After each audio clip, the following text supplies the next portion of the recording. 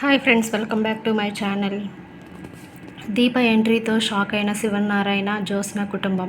ఇది ఎలా జరగబోతుందో తెలుసుకోవాలి అనుకుంటే కనుక ఈ వీడియోని పూర్తిగా చూడండి.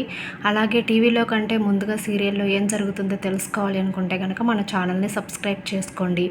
ఇప్పుడైతే జ్యోత్స్న ఇంకా బావ రాలేదేంటి అని చెప్పేసి ఎదురు చూస్తూ ఉంటుంది.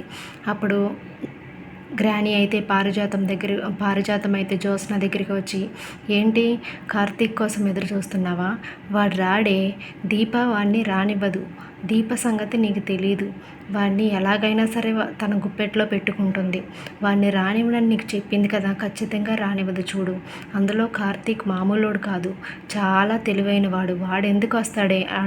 వస్తాడు అనుకోవడం నీ పిచ్చితనం మాత్రమే. కావాలంటే నేను బెట్ వేస్తాను 1000 రూపాయలు, కార్తీక్ రాడు అని గట్టిగా చెప్పేసరికి, నీకు చెప్పాడా? నువ్వెందుకు రాడు అని అంటున్నావు? నీకేం చెప్పలేదు కదా రాడు అని చెప్పేసి. ఖచ్చితంగా వస్తాడు గ్రాని, ఎందుకంటే అగ్రిమెంట్ మీద సంతకం చేశాడు కాబట్టి తన భార్యను కాపాడుకోవడానికి తప్పకుండా అయితే రావాల్సిందే అని చెప్పేసి అంటుంది జ్యోత్స్న. లేదే, రాడు, ఖచ్చితంగా రాడు, నేను బల్లగుద్ది చెప్తున్నాను. 1000 రూపీస్ బెట్ అని చెప్పేసి పారిజాతం అయితే అంటూ ఉంటుంది. అలా అంటూ ఉండగా జ్యోత్స్న అయితే బయలుదేరుతుంది కార్తీక్ వాళ్ళ ఇంటికి. కార్తీక్ వాళ్ళ ఇంటికి వెళ్ళేసరికి అనసూయ, కార్తీక్, దీప బయటికి వెళ్ళారు, ఇంకా రాలేదేంటి అని చెప్పేసి వాళ్ళ కోసం ఎదురు చూస్తూ ఉంటుంది. అలా ఎదురు చూస్తున్నప్పుడు కాంచన వచ్చి, అక్క, ఎవరి కోసం ఎదురు చూస్తున్నావు? ఎందుకు రోడ్డు మీద నుంచి అటు ఇటు చూస్తున్నాము? ఏమైందక్క అని అడుగుతుంది. అప్పుడు అనసూయ అయితే, ఏమి లేదు చెల్లమ్మ, దీప బయటికి వెళ్ళింది, ఇంకా రాలేదేంటని చూస్తున్నాను. అందులో కార్తీక్ బాబు ఇలా చేస్తున్నారు కదా చాకిరి మొత్తం, దాని గురించి చాలా బాధపడుతూ వెళ్ళింది. అందుకే ఏం జరుగుతుందో అని చెప్పేసి టెన్షన్తో ఎదురు చూస్తున్నాను అని అనేలోపు జ్యోత్స్న అయితే కారు వేసుకొని స్పీడ్గా వచ్చి అనసూయ గారి ముందు ఆగుతుంది. ఆగినప్పుడు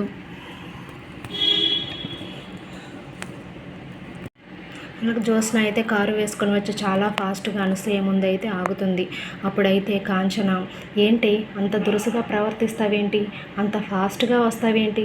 నీ మొహం చూడడానికే నాకు అసలు చిరాగ్గా ఉంది. నా ఇంటి గుమ్మం కూడా నువ్వు తక్కొద్దు, నా ఇంటికి రావద్దు అని చెప్పేసి కాంచన అయితే జ్యోత్స్న మీద కోపడుతూ ఉంటుంది. అత్తయ్య, నేను నీ మేనకోడల్ని, నన్ను రావద్దంటావేంటి? నేను తప్పకుండా వస్తాను. సరే, నువ్వు రావద్దని చెప్పావు కదా, పౌరుషం నీకే కాదు అత్తయ్య, నాకు కూడా ఉంది. నేను శివన్నారాయణ మనవరాలుగా మాట్లాడుతున్నాను. నా అసిస్టెంట్ ఇంకా డ్యూటీకి రాలేదు, అందుకని చెప్పేసి నేను వచ్చాను అని చెప్పేసి జ్యోత్స్న అయితే చాలా కోపంగా మాట్లాడుతూ ఉంటుంది.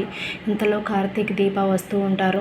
వచ్చి కార్తీక్ అయితే చాలా వెటకారంగా, నమస్తే మేడం గారు, ఓనర్ గారు, ఏంటి మా ఇంటికి వచ్చారు అని చెప్పేసి చాలా వెటకారంగా మాట్లాడుతూ ఉంటాడు. నువ్వు ఇంకా డ్యూటీకి రాలేదేంటి? నా అసిస్టెంట్ అని నీకు తెలుసు కదా, ఇంకా 9 అయ్యింది, 10 నిమిషాలు అయిపోయింది, 9 అయిపోయి కూడా ఇంకా రాలేదేంటి?